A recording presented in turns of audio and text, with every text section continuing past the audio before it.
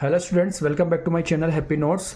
जैसा कि आप लोगों को पता है कि इसके पहले वाले वीडियोस में हमने जो टॉपिक कवर किया था द रेवोल्यूशनरीज, किसका कवर किया था बेटा? The rise of nationalism Europe का। अब इसी चैप्टर के the rise of nationalism Europe की थर्ड यूनिट पे चल रहे हैं जिसका नाम है द एज ऑफ रेवोल्यूशन। तो द एज ऑफ रेवोल्यूशंस पे हम चल रहे हैं 1830 1848। इसमें क्या क्या इंपॉर्टेंट टॉपिक इसको कवर करेंगे और बहुत जल्दी हम इसको अच्छे से समझेंगे। पहला टॉपिक इसमें आ रहा है आपका how Greece become an independent nation. Important topic है, बर्निंग टॉपिक है, बहुत अच्छा टॉपिक है ये, और इसको आप लोग प्रिपेयर करें, अच्छे से प्रिपेयर करें। मैं इसके शॉर्ट पॉइंट्स लेके आया हूँ। तो पहला टॉपिक में आप समझिए how Greece become an independent nation. Greece कैसे एक इंडिपेंडेंट नेशन बना, कि नेशनल स्टेट बना। ग्रीक वॉर ऑफ इंडिपेंडेंस के नाम से भी इसको जानते हैं, पढ़ते हैं इसको। It was an event that mobilize national feelings among the educated elite across Europe. ये उस समय की बात है जिस समय पूरे यूरोप के अंदर नेशनलिस्ट फीलिंग हर एक एजुकेटेड क्लास के अंदर आ चुकी थी, मिडिल क्लास के अंदर आ चुकी थी, जिसको एलाइट क्लास ही बोला गया पूरे यूरोप के अंदर। पॉइंट स्टार्ट कर रहा है बेटा। पहला पॉइंट यहाँ से आपका, Greece had been a part of the Ottoman empire since 15th century. Greece जो था एक ऑटोमन एम्पायर का हिस्सा था, गेट ऑटोमन एम्पायर का पार्ट था 15th सेंचुरी से। मैंने आपको बताया था ऑटोमन एम्पायर क्या है बेटा, एक मुस्लिम एम्पायर है ये, जिसका ओरिजिन टर्की था। धीमे धीमे पूरे यूरोप में ये कब्जा कर चुका था।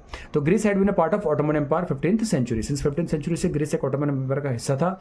Growth of revolutionaries nationalism in Europe sparked of a struggle for independence amongst the Greek which began in 1821। कहने की बात है जैसे जैसे रेवोल्यूशनरी क्रांतिकारियों के अंदर देश प्रेम की भावना या नेशनलिज्म का जो फीलिंग था, स्पार्क्ड ऑफ यानी भड़क रहा था। भड़क इन द सेंस देश के प्रति ये चीज़ बढ़ रही थी धीमे धीमे, और ये एक संघर्ष की ओर जा रहा था। संघर्ष क्या था? उनको इंडिपेंडेंस, आज़ादी चाहिए थी। आज़ादी किस बात की आज़ादी चाहिए थी? कि they want to make their Greece independent nation और नेशन स्टेट। उनको अपने ग्रीस को एक इंडिपेंडेंस और नेशन स्टेट बनाना था। तो इस बात का स्ट्रगल फॉर इंडिपेंडेंस उसके अंदर स्टार्ट हो गया था, जो कि 1821 से स्टार्ट हो चुका था। ये सेकंड पॉइंट है बेटा। Okay, now third point, nationalist in Greece got support from other Greek living in exile.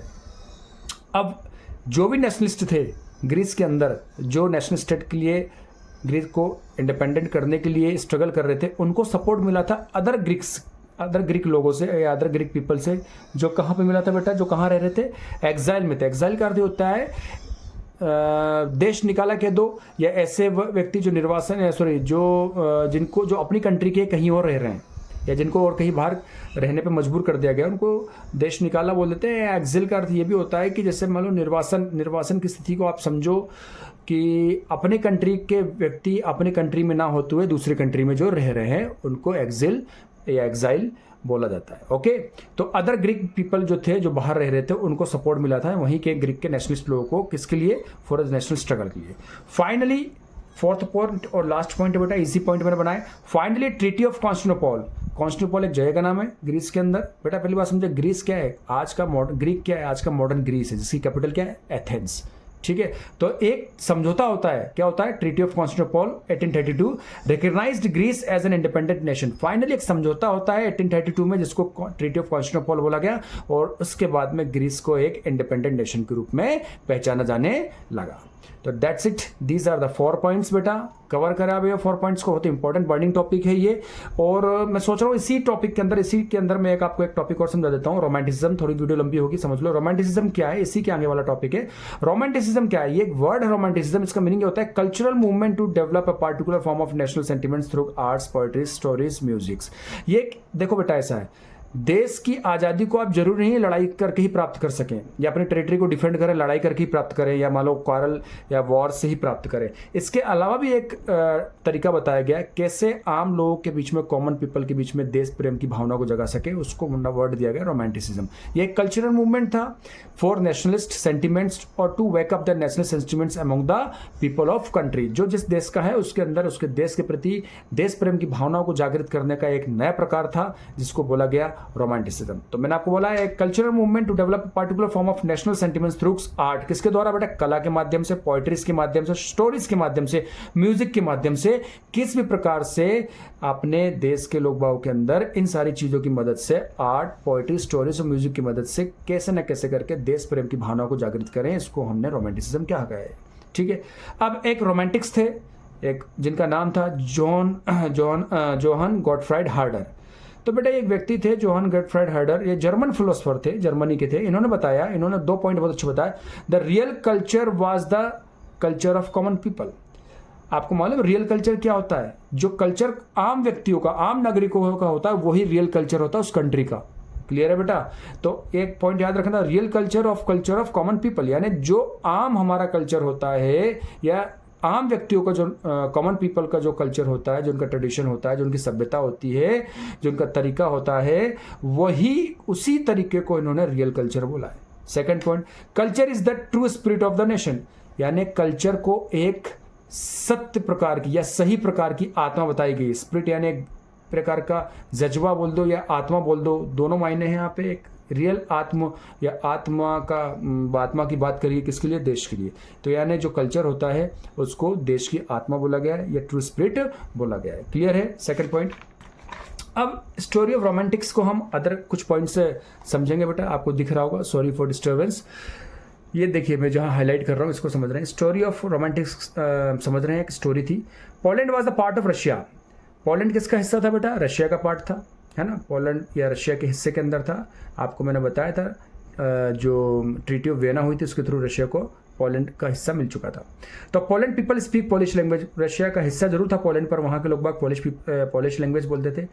Russia starts dominate Poland culture. अब धीमे धीमे रशिया ने किया, दबाने की कोशिश करी किसके? पोलैंड को, कल्चर को। Russia emphasized for implementing Russian language over Poland people. ये बताया गया है कि रशिया ने धीमे धीमे जो पोलैंड के लोग थे उनके ऊपर जबरदस्ती एक दबाव बनाया जिससे वो लोग रशियन लैंग्वेज बोले और पोलिश लैंग्वेज को छोड़ दें। तो in 1831 a rebellion against Russian rule suppressed by Russian and priest bishops put in jail or sent to Siberia। 1831 में विद्रोहियों का एक दल जो किसके खिलाफ जाता है? ये विद्रोही कौन थे बेटा? पोलैंड की थे। ठीक है बेटा। तो इन लोगों ने क्या किया बेटा? किसके खिलाफ गए? रशियन रूल से खिलाफ गए। और उन्होंने क्यों रशियन रूल के खिलाफ गए? क्योंकि रशिया का रूल जो था, रशियन लोग जो थे, कुल मिला के रशिया जो डोमिनेट कर रहा था किसके? पोलैंड कल्चर को, पोलिश लैंग्वेज को दबाना चाह रहा था। तो वो चाह रहे थे कि कैसे न कैसे करके रशिया जो है दबा दे किसको? पोलैंड के कल्चर को, उसकी लैंग्वेज को। तो जो रिबेलियन थे 1831 में वो रशिया के रूल और रशिया के कल्चर या रशियन लैंग्वेज के खिलाफ गए। अब रशियंस ने क्या किया बेटा? मेरी बात समझो। रशिया के लोगों ने क्या किया? Priest and bishops put in jail और सेंट टू साइबेरिया। कहने कर दिया था वो प्रीस्ट और बिशप्स जो ये बात नहीं मानेंगे कि डोमिनेंस ऑफ रशियन लैंग्वेज, जो ये नहीं समझेंगे कि क्या डोमिनेंस है आपके रशियन लैंग्वेज का, जबरदस्ती अगर आप पोलैंड लैंग्वेज पढ़ाओगे रशियन रूल ने, अथॉरिटी ने मना करने के बाद भी, तो रशियन अथॉरिटी ने एक रूल निकाला था कि जो लोग भी पढ़ेंगे, एक लॉ निकाला था उसके खिलाफ कि जो लोग भी पोलिश लैंग्वेज पढ़ेंगे और ज़बरदस्ती पढ़ेंगे या रशियन लैंग्वेज को फॉलो नहीं करेंगे, तो ऐसे बिशप्स यानी चर्च के जो लोग थे, बिशप जो पूजा करवाते थे, फादर जो भी बोलते उनको, इन सबको, प्रीस्ट को यानी फादर्स को, इन सबको जेल भेज दिया जाएगा या साइबेरिया भेज दिया जाएगा। तो ये एक शॉर्ट स्टोरी जो आपकी बुक में दी थी मैंने आपको बताने की कोशिश करी बेटा। That's it from its. और हाँ, पिछले कुछ दिनों से मेरी वीडियो नहीं आई थी, उससे कुछ कारण था, मेरी तबीयत भी ठीक नहीं थी बेटा और थोड़ा सा मेरे मोबाइल को लेके इशू हो गया था। But now I will start making my videos. बहुत जल्दी चैप्टर खत्म करके हम मैथमेटिक्स पर आएंगे और नेशनलिज्म इन इंडिया भी स्टार्ट करेंगे। तो मैंने बेटा ये कुछ स्टोरीज आपको बताई हैं रोमांटिक्स के ऊपर। व्हाट इज रोमांटिसिज्म, क्या होता है? 3 नंबर में 2 नंबर में आ सकता है। Greek war of independence, as of revolution में स्टार्ट किया है। इसके बाद मैं नेक्स्ट वीडियो में आपका एक नया टॉपिक लेके आऊंगा जिसका नाम है hunger, hardship and popular revolts. That's it from this. Thank you.